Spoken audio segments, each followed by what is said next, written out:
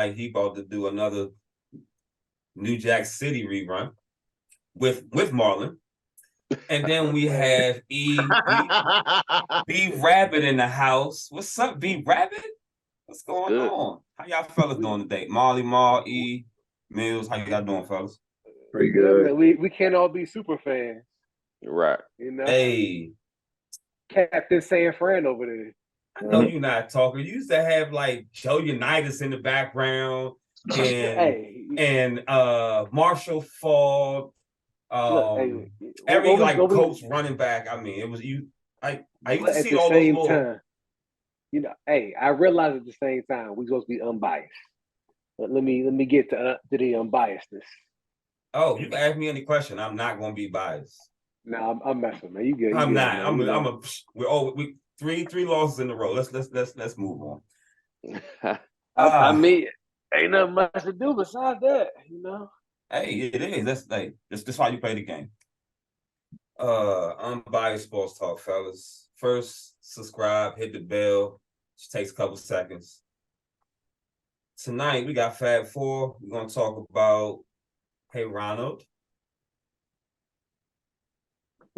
We're gonna talk about the NBA. My guy Ron came up with a topic I think he wants to talk about, but I feel like it's always a subliminal angle with him when he brings out a topic because it's another topic that's gonna come behind this. But I don't think this is for me, so I ain't worried. Guys like Mo should be worried, but Ron, if I read the topic correctly, correct me if I'm wrong. The question was, in the NBA in the 90s, what position was harder to play? Guard or center? Was it shooting guard or center? Right, correct. Shooting guard and center.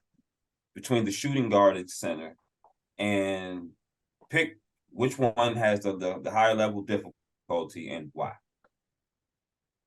Right. Anybody can go first, you know. Pick Ron got it. Oh, Ron. There you go. Ron, he said Ron starting out first. Ron. He just said that like he just won the coin toss in the rap battle. Yeah, shoot. He the one. He acted like he paying for the Zoom account and shit. Ron got it. Look, hey, I could go if you don't want to go. Hey man, somebody go. I can go. I could go. I could go because I knew once I hit the send button, I said maybe the question needs a little bit more clarification. But I said I got some smart people on the pod. They could pick up where I fall. So I've been watching Wemby, and I've been noticing like the type of big that he's been playing. You know, he's mainly been playing on outside the perimeter. I've been watching other guys like Karl-Anthony Towns and stuff. And then, you know, I started thinking about, you know, old debates, right? And I'm started thinking about how like guys like Hakeem Olajuwon, Shaq, and the responsibilities that they had of their time. So it led to the question, overall, who has the harder job, the shooting guard or the center? And I'm going to pick the shooting guard. And the reason why I'm going to pick the shooting guard is this. From a defensive standpoint, shooting guard has to deal with positions 1 through the 3. And also, they have to deal with, you know, a higher skill set between the 1 and the 3. Next reason why I'm going to pick that is also like, I believe that guarding the passing lanes is harder than guarding the driving lanes. And I bring this up because of also how I feel like Kobe gets discredited because he has Shaq. So it's like, Kobe only played great defense because he had Shaq. But I feel like there it is, right there. It kind of is. It kind of is, yeah. But I know there's some underlying thing going on, but I'm listening because I want to get more to this. Right, but I feel like also Shaq benefited from having Kobe when it came to his defense. So that's where all it generated. I'll let y'all pick up from there. I'm gonna come out strong. I'm gonna disagree with you. Okay. So, in my opinion, in the 90s and 2000 era, it was definitely harder, in my opinion, to be a big man. even now, because now the big man even has to be more multidimensional than the previous big man, but you still have the same responsibilities. Essentially, it's like getting more duties at your job, but the same pay rate. So in the 90s, early 2000s, the big man is a second line of defense. Even, like I said, whoever gets beat, now it's the big man's responsibility along with his man. So essentially, he can have three people on him at one time in the paint, just passing the ball around. He's responsible for all three now, especially if somebody got beat or somebody missed the backside cut. Now the big man has to pick up. What shooting guard got to pick up on the backside cut? Even the big man, if they play in his zone, if he's a smaller big man, if he's a combo of a power forward center, he got to guard the wing and the paint. Granted, like I said, and then of course he has to defend it if there's maybe a offensive rebound coming around or a defensive one. If he's on offense, he has to guard against the fast break outlet pass. It's a lot he has to go against, as well as on offense. He gets the most contact with the least amount of calls. Like when you look at a shooting guard, they're going to get more calls because it's better to see them on the line. They're going to have a higher shooting percentage, X, Y, Z.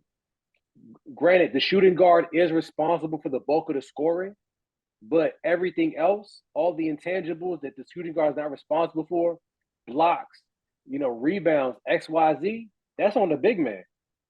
Like I said, people don't really look at, how many blocks did the shooting guard have tonight?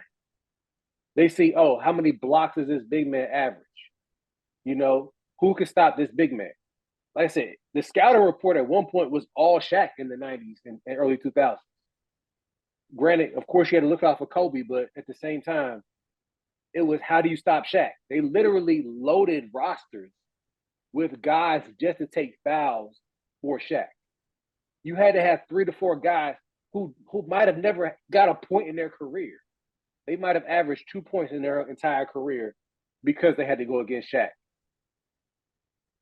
So in that time span, I would say just in general, just to, bring some retort to that, the big men did have it harder.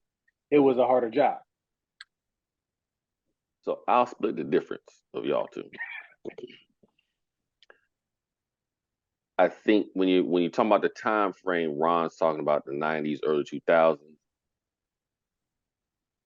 because of Jordan's emergence and his dominance, I think that placed a greater emphasis on the perimeter play and requiring the perimeter players to not only play defense, score, but even facilitate at times.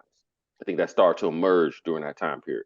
And so I think there was a lot of greater responsibility put on, or at least expectation, I should say, put on the perimeter players at that time period.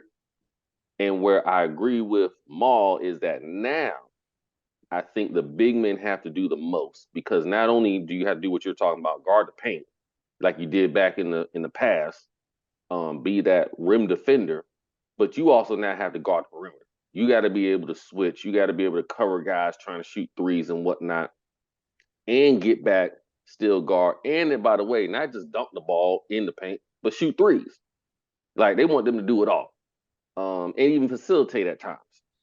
So I think the big men is, if you have a great big man, they have a lot of expectation. They're required to do almost everything on the floor now. So today's game, I would definitely say the big men have the harder job.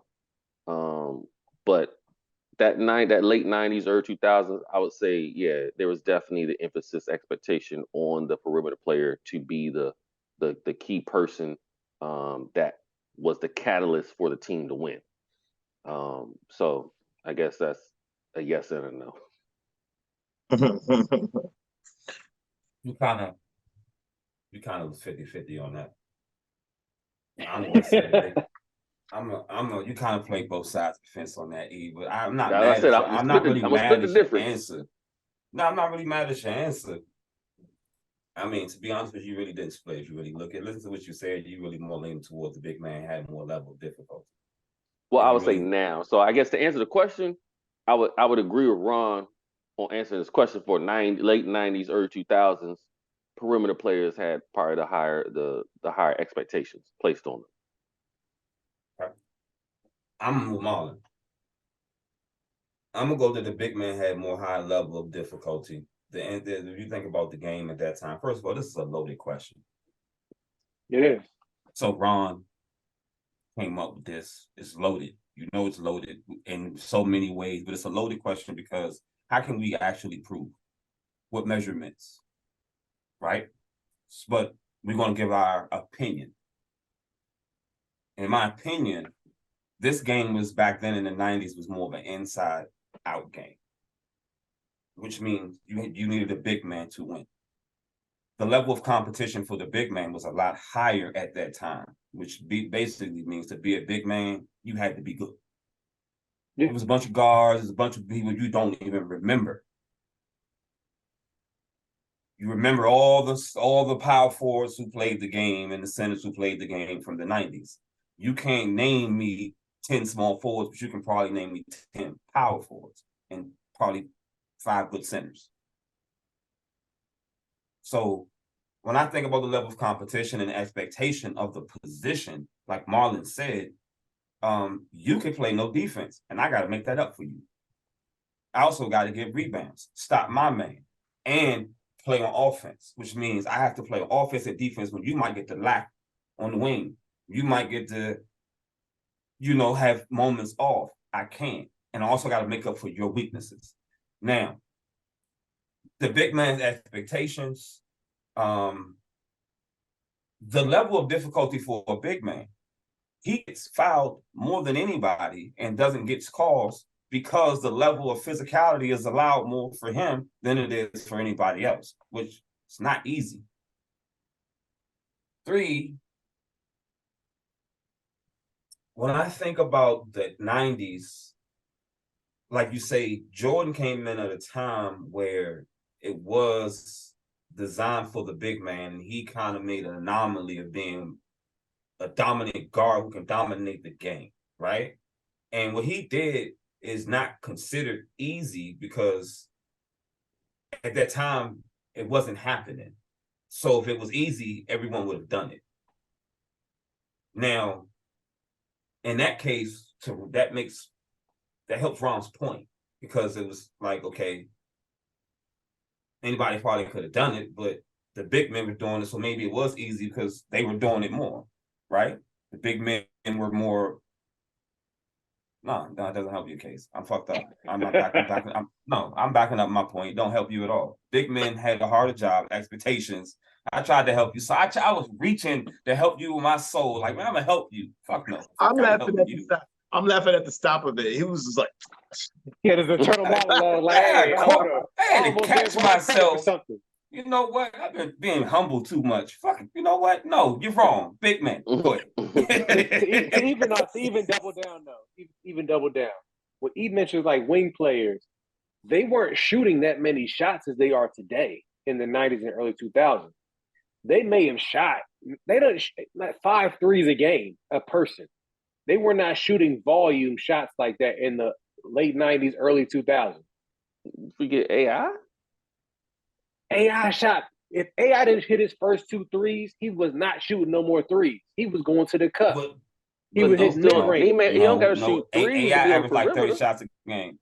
Yeah, I mean, he averaged like 30 he said threes. On average, he did say threes. On average, on 3. I said 3-pointers. On 3-pointers. The mid-range game was everybody's thing. So, and in that point, it's a crowded. People, when you hear perimeter, usually think 3-point. Nowadays, but in that time, the mid-range shot was a perimeter shot. Marlon, outside the paint. To Marlon's point, with the game being more spread out now, I think it would be easier to be a big man on offense specifically. Not going to say on both right now, just so follow me. Because it's way more space. You got way more room to operate. Everybody's sitting out in the wing. Back then, everybody wasn't jacking threes. It wasn't that much space. You had to run a half-court offense. It was more technicality for the big man and the offense, which basically means to me that it was more work that needed to be done. If I got to run these plays just to get the ball going. Now, you said the big man was currently more difficult. It's only like 2 big men in the league. Well, because I I'm said talking about. currently with the big man. Go ahead, my bad. No, I was I'm messing with E. I'm messing Yeah, with E. yeah. Talking I know, about I know. currently right now. I How was can we even grade because the big man when there's no big men anymore? listen, I don't know why I raised my hand. I'm just gonna say my shit. what they consider big men, these big men are now required, at least the expectation they would like to have in their big men, is the ability to, because the floor is spaced out, now when they run them pick and rolls and stuff, to be able to stay in front of those guards. Right? So before it was just big man, like you said, in the 90s, all you had to do was step, drop back, stay in the paint, because like I said, you weren't worried about the perimeter shot, take the perimeter shot. I don't care. But now you need your big man to at least contest the perimeter shot. So he's got to cover literally the entire floor now, not just the paint. So that's why I'm saying there's more, it's difficult, it's harder for the big man now. And on top of that, on offense, they want big men to shoot threes. Before all you had to do was control that paint, like you said, get boards, dunks, hook shots. Now I want you to do all of that, plus be able to stretch the floor. Let me first tell y'all I appreciate y'all because y'all didn't rely on numbers for this conversation. So let me first say I thank you all because I was honestly all those answers were great, and I can't really too much disagree with too much of the stuff that y'all are saying because it's a loaded question, and so with it, and there's really no wrong answer, right?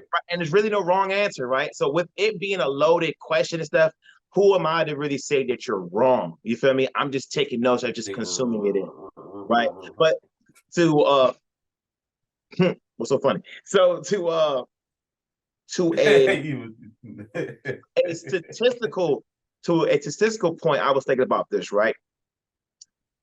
My assumption is if Steph Curry was averaging a double-double, I think he'd be a better player than Joker.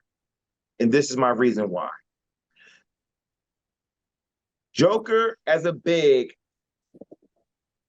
the two stat line, he's going to hit the fastest is points and rebounds. Points and rebounds are going to be the fastest things he's going to hit, right? Now, the bonus is him, giving out assists. Steph Curry, to my recollection, has yet to average a double-double. If Steph Curry was to average a double-double for his team, along with the points that he is scoring, he will bring a different dynamic to his team. That's why I really don't really classify him as a point guard. I really more so classify him as a shooting guard because of the team follows him as his when it comes to the team follow him when it comes to the scoring, not necessarily his ability to pass versus someone like Chris Paul, Rajon Rondo, Russell Westbrook, yada yada yada. So I mean, with that though, Steph Curry doesn't play on ball, so it's a whole different kind of thing. He plays off ball, which Draymond, Steph Curry on offense. On offense, he plays off ball. Like literally, he's constantly rotating. He's like, if the coach had motion offense, that's just Steph Curry. He runs like 3 miles a game, just getting to open spaces, then creating a shot. Right. So it's different than. Go ahead. I got a question for y'all to wrap this up real quick. In the 90s, what was the most difficult position to play? To me, center still, because in that time, technical basketball was more so played, and they played through the big man. So you had more responsibility on offense and defense. I say point guard. I was about to say point guard. I say point guard might be still currently to this day. You have a huge responsibility of organizing your whole team and running your team and managing your team and knowing almost where everybody needs to be to pass the ball. Now, I understand that this is a positionless basketball. Point guards had to almost be coaches. They've always been coaches on the floor. In the 90s, but to be a good point guard, you have to be a great coach. You can't just be no brains. You have to know the plays, the system, where everybody knows where they want to get the ball. A really good point guard makes you great.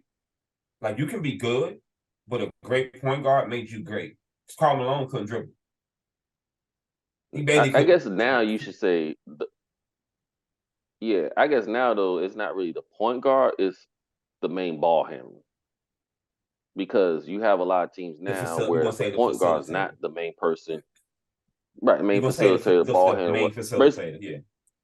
facilitator, right? The person who's orchestrating the offense doesn't necessarily have to be the traditional point guard James. nowadays. I mean, we're just gonna say, but the point guard doesn't mean it. The point guard doesn't mean it's the one. The one is Fair. the I mean, right. The small forward can be the point forward, can be the point center. Point guard. Now, Yeah.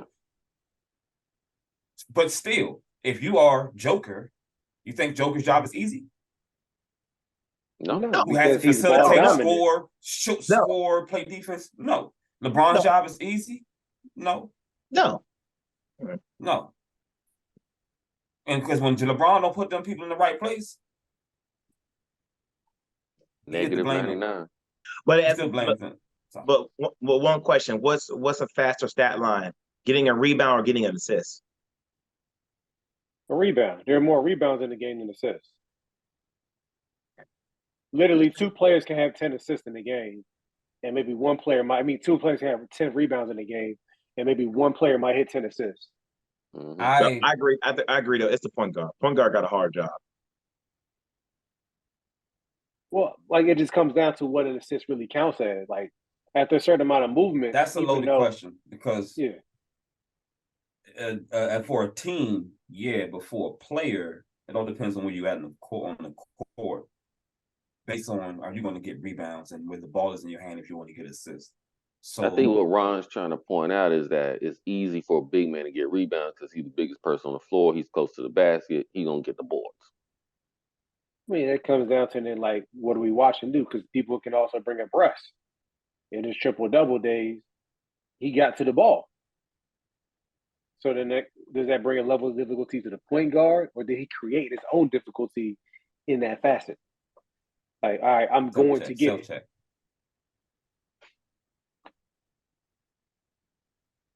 Anyways, let's get to football. Let's not talk about Russ. We got better shit to talk about.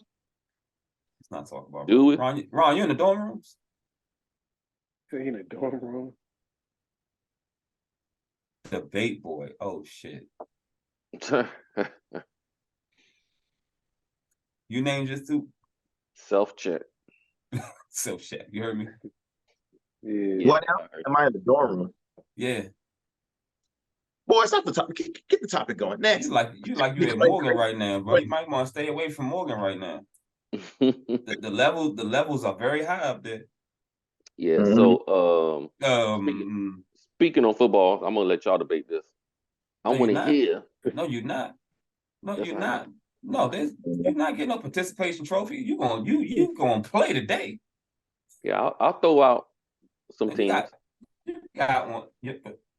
Man. But anyways, we passed halfway through the season. We passed halfway through the season. You got your team on. You said top 5, right? Hold on. Then I can take this off. Hold on. This ain't in the top 5. I don't know what you're about to say. They top of their division, but not top 5. But anyway, currently I'm engaged. Gosh, come on, man. You interrupted my flow. I'm trying to get him engaged, Marlon. Dang, my bad. Go ahead. So point is, with E transitioning to the NFL, and you know how he loves to talk about the NFL, I think that we should definitely spark this next topic off with E. The NFL. What are your top 5 teams? 2, yeah, you got it right 2. Now. 2 teams. Top 2, top 5. Give me your top 5 teams right now. I'll give you top 2 right now for sure. Chiefs and Eagles. I don't think there's a question with that. There is a question. Oh my God! Finish your list. What you mean? Got him. You can put your team out there. His chair. You got him out of his chair. Hey.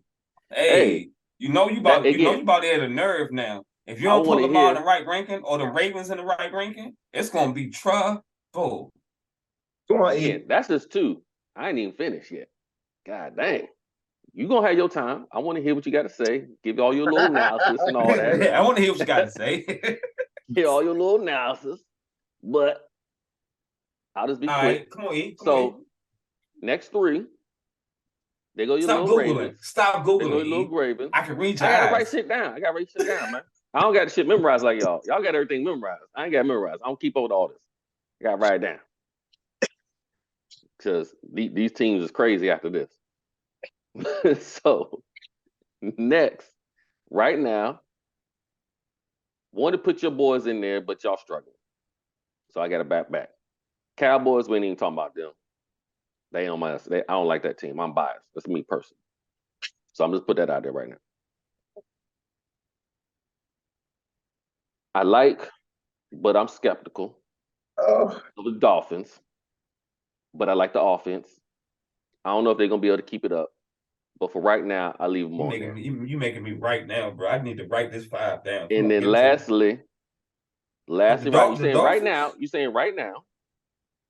Not just saying right now. Top 5.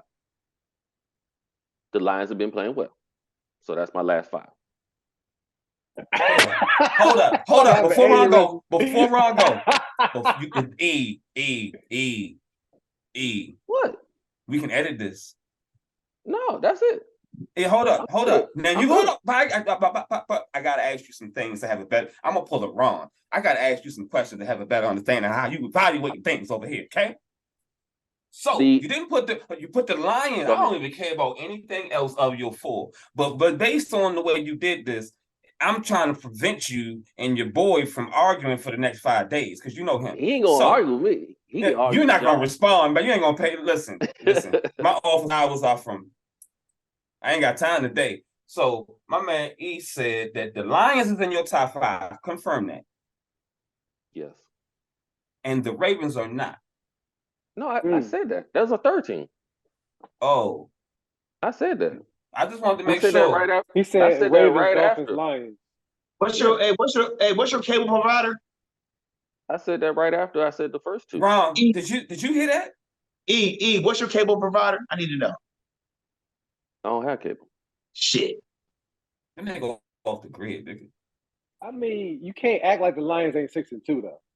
No, I thought he said the Lions, but did not say the Ravens. He thought I didn't say the Ravens. I said the Ravens. That's why I was trying to prevent Ron from about to Kirk out because he looked. You know, he saw his facial expressions. I said that right after he did all that. Mahl, please disappoint me. Please go on. Eagles, Chiefs, Ravens, Lions, and Jags. Why the fuck y'all still got the line? Okay, excuse me. Okay, the Lions lose a game. But so, like I said, he still feels some type of way about the Lions even being in the top 5. That's what I'm saying. Wow. So Ron, go ahead. Who you got? Ron, please go. Let me go. Let's go. Please do. Let me go. Good. Did y'all miss that ass whooping to the Lions guy? And y'all want to put them in the top 5? All right. We act like the Dolphins didn't get whooped on. I mean, but to lose to the Dolphins only beat less than 500 teams. Correct. So they didn't beat anybody with a winning record. So hold on. Keep that same energy. Ron, give me your 5, Ron. Give me your 5. Okay, this is my 5 in order. Okay. I got Baltimore. That's number 1. I got unbiased talk. This is unbiased. Okay. This is It's unbiased. Unbiased. I got proof. I needed to hear myself. I didn't know where I was for a second. I got Ravens, Eagles, Chiefs, Jacksonville, 49ers. That's my 5. Okay. You trying to appease the Niners fans in my bottom left? I mean, I got an explanation for. I got an explanation for each and one of them. I can start from the bottom up because I was battling with the Bengals, but I gotta go with the better defense. And then with them getting Chase Young, I gotta go with it. And plus, when we said currently, are they going to snap a 3-game losing streak with him just because he comes in hold on. You also keep this in mind too. The 49ers are also battling health issues. You mean they're missing a lot of players. So exactly. How does that help them? Anyways, moving on. How they keep them in the top 5 if they're battling health issues? Hold up. Can I go? Go ahead, man. Eagles. Mm-hmm. Eagles. Ravens. Chiefs. Okay, last 2 shaky. What you get? Lions. Jags. Ooh. You doing this on purpose? You're the only one saying the 49ers, and they're on a losing streak. You can't be top 5 and you lost 3 games in a row. So, So hold on. what's worse? What's worse? Can I ask you a question? What's worse? Losing to getting blown out to another top 5 team, or losing to the Browns, the Vikings, and then who else? Look, Cincinnati's not bad. Put this 3 in a row. That's a great point. So what jumps Detroit over Cincinnati? The improvement, Record bro. for Like, me. I mean, to me, what jumps Detroit over Cincinnati? I felt like Detroit had really one bad game. Cincinnati's few games in the beginning was shaky. Now Burrow wasn't as healthy, but for me, if we're gonna go health, Detroit's missing Gardner, CJ Gardner. We all got injuries. I don't want to care. I want to talk about what we missing. So the Niners don't get no excuse because training them ain't there. Next man up. Coach them up. You a team. You ain't 4 Lions players. got defense. The Lions defense has been good. Offense has been good. And they've been injured. Montgomery's been injured. St. Brown has been nursing. Man, so I put the Lions up there based on I like the Lions over the Dolphins. I feel like the Dolphins stink it up every time they play a good team. yeah. The Lions blew it one bad game, and I feel like you had that number. Sometimes it happens. Lesson learned. I mean, look, that flag football offense ain't gonna go that far in the NFL. All this motion to get somebody sprinting early, it only is under the last you got tape on it. They know once you get focus on Tyreek, that's it. Well, I feel like it's still gimmicky a little bit, and at the end of the day, gimmicks don't work in crunch situations. When they say shit get tight, like when the primetime game shit get tight, playoff shit get tight. That's when the run game and the front defense and the play action go. You go back to the basics, and that what McDaniels is doing is nice, and the offense is great. But remember, the best offenses don't only show up in the playoffs. And the thing is like that with those kind of plays, they're good for like a flash in the pan when nobody sees it coming. Like a Philly. That's only like a once in a lifetime thing. You don't see that every play. You don't see that every game because it doesn't work. Because people are gonna start looking for that. They're gonna start spying that specific play. So once we see Tyreek in motion, we know the ball's going to him out deep when he has a full head of speed. Ron, the only reason I think I got the Lions in there because I would love to have the Niners in there. I would love to be biased, and I understand that I feel that we are a top 5 team. Feel that we will be later down the line. Currently, when we use the word currently, off a 3-game losing streak, we ain't in there. Great point. Great point. Great point. I said great point. That's a great point. Now hold on to Marlon's point. To Marlon's point, though, he was saying that who beat a lot of below 500 teams? Because you know the Eagles did the same thing. The Dolphins beat all the Dolphins wins are 1-win teams. Yeah. You know the Eagles are not too far from that. Okay, and we see that. But at least they beat these teams. The top of their schedule is towards the end of their schedule, so they're getting the rest out. Granted, you know what I'll do? My 6th team, even though they're like at the bottom of the division, is the Bengals. They're on a 4-game streak, and they're looking better and better each week because they're getting healthier. To me, if I'm Joe Burrow, I would have just sat. We're going to lose these games anyway if I'm dragging along. Just sit that entire time, rest up, and they could have came back stronger, and they would have been right back to that's one of the hardest divisions in football. If not the hardest. Hard to tell a man to sit, man. If he's a soldier, trust me, I understand that. But like, thing is, people say this all the time. Like, all right, they played injured, but are you getting your best production when you're playing injured? My thing, when I think about people playing injured in high-profile games, I think back to the Eagles when they played the Patriots, and they had T.O. Super Bowl. T.O. Granted, he's injured, and he caught these passes, but they weren't his typical passes. It was a lot of short routes that made him a main target, but it still held the team back. But so to your point of holding the team back is the main thing of reason why I was sick. But if you give me better chances than the person behind you, even with your injury, I'm rocking with you. Unless I'm putting you in hold up. I do know that if I'm your coach. If I'm your coach, I can sit there and say that you with a bad calf is still better than him. And if I think that, who knows, the coach don't necessarily know. He assumes it's an opinion, right? That maybe I think because I coach you that I think that you're going to give me the better chance. Now I'm not going to put nobody in harm's way. If you got an injury that you don't need to be out there on, I'm going to put the next man in because you're my franchise. But if I know I could win with you, I'm going to play you. And if you're comfortable to go, now if this guy behind you is good enough where I can sit you and still win these games, I will. And let me Hold piggyback. on. Let me see. I'm saying your team is a prime example of next guy up immediately. And three games losing, I don't believe, and three losing games. Ain't no next man up when you losing 3 in a row, Mahl. I know. Your starters, like think about it. Each time your guys went to Super Bowl, it was the guy who was the next guy up. Alex Smith, he was like the starter the whole year. Kaepernick was the next guy up. He wasn't even start. Y'all just put the next guy up. I mean, he was the next guy up, but he was the coach's guy. He was the guy the coach went to go draft. Alex wasn't his guy. He was waiting on this opportunity to put this guy in. I hear you, but at the same time, it's still an unproven opportunity, was it not? Unproven opportunity and next man up, I think are two different things. Next man up, like, all right, my D lineman go down, next one comes in and produces. I get it. But Alex wasn't even really injured. I don't think anybody can come in any day and make an impact. You never know. I don't disagree with that point, Marlon. I don't. Look at Dobbs. But hold on. You know what I call Dobbs? Lazy scouting.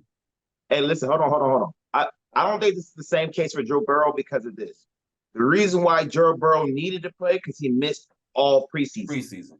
So if you make him sit, now you're playing with the odds of him really being rusty and trying to catch his rhythm, and they really be below. So he might still lose games when he come back. So honestly, if we talk about a calf, I'll take Joe Burrow with a bad calf over any quarterback. I just think about the path of injuries.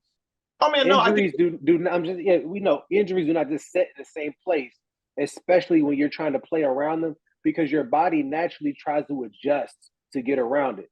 It could lead to like an Achilles or ACL, in my opinion. If he would have played the preseason, I would probably agree with you. But because he didn't play the preseason, you need to play him. So since all y'all kind of agree that Cincinnati is that team, who's coming out of the top 5? I didn't say I didn't put them in the top 5. I said they. No, I know. They right at the door like Marlon said. But y'all said you said they could be in the top 5 moving forward. So that means somebody got to come out. Okay, you pulling. You asking us who we gonna pull if we had to put them in? The Dolphins. If the Dolphins, I thought that was his top 5. It wasn't even like he had the Dolphins. I was the one that said that. So out of y'all's top 5, out of my top 5, it would definitely have to be the Lions, in my opinion. Because they're not, like I said. The Jags are going to win their division. To be honest, at this point, the Jags are going to win their division. And honestly, the Bengals are going to have to fight for that division. Like, so that division is like neck and neck right now. That's like, right. So anybody can come out of that division, and they're going to have to fight the Ravens for that top spot. But in the AFC South, it's all Jags right now. And honestly, with the Lions, this not discrediting them or anything. It's more so they're going to come out that top 5 by default. Right now, your division is a wash. Like it's over. Versus the Bengals. The Bengals are competing in the conference where everybody in the conference is above 500. They're competing against other teams within the AFC that's battling, like the San Diego Chargers. They're trying to battle their way in. The Buffalo Bills, they're trying to battle their way in. We're about to really see the Bengals perform. Well, sure, they just beat Buffalo. Matter of fact, they just beat Buffalo. So they're about to show like their ass to be a top 5 team. That's why I was teetering between the Bengals and the 49ers, just because the 49ers and the addition that they got, along with their guys, when they return everything, it's going to be trouble. I'm sorry, but I can't put the Bengals in the top 5. Oh no, I'm He cool got with 3 that. losses. Niners got 3 losses. Look, you got a better. I'm going off who got the better record. The Lions got a better record. The No, Jags I got a wasn't talking better about. record. I wasn't talking about your current top five. I was talking about future projection because everybody was kind of saying that the Bengals are coming, meaning you think they're going to be a top five moving forward. So therefore, Hard to someone say. currently That got to fall out. division. That That division division is like it's tight. it's like they're gonna beat each other up so bad that it's like, yeah, you're gonna have 4 good teams in there, but they won't get to be ranked all in the top 5. But they're probably better than a lot of other teams. You see what I'm saying? Like for instance, the Bengals are at the bottom of the division, right? Yeah. But that's probably, Yeah. but they're But probably all better. they're all knotted up. But They're they're all probably tied up, yeah. if you say that the Cowboys and the Niners out the NFC right now, they probably go through the whole NFC East right now. I mean, the whole NFC. The Bengals will probably beat everybody in the NFC, despite the Niners, maybe the Cowboys and the Eagles. Probably no, they beat the Niners. So yeah. Okay. Can I ask one question? Who has the Eagles dominating this season? It's just a question. They winning games. To be honest, let's like their last game wasn't a dominant performance because they were outgained, but they finished and they're finishing games. And right now in the NFL, it's all about just finishing games. Yeah. And if they can continue the trend of just finishing the game and winning, that's all that really matters right now. Because literally, and let's those be games honest. are being dominated by the Eagles. They run it down your throat. That's dominance. And you ain't seen to stop it.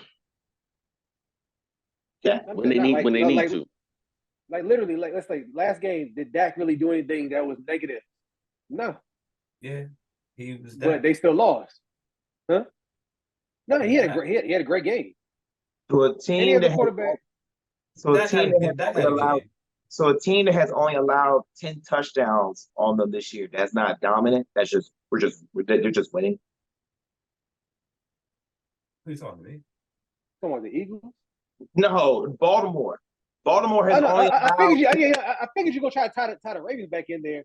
Yes, It's time to go, man. It's 9:50. We're going past time. Nobody's arguing about the Ravens.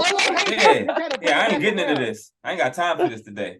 No, I don't need nobody coming at me for the next 2 weeks trying to say something wrong about the Ravens. Make sure I'm clear about everything I said. The one thing I did not say tonight, I did not defend no white quarterbacks. I just want y'all to know. Lord. One thing though. Lamar is the most disrespected quarterback in the NFL. I'll say that. No, he's not. Who disrespected more than Lamar? On the next pod. I don't think Lamar is disrespected. Who was disrespected more than Lamar? I don't think Lamar is disrespected. I think it's right on. Yeah, you're not answering the question. Answer the question. Who's more disrespected than Lamar? Justin Herbert gets more praise than Lamar.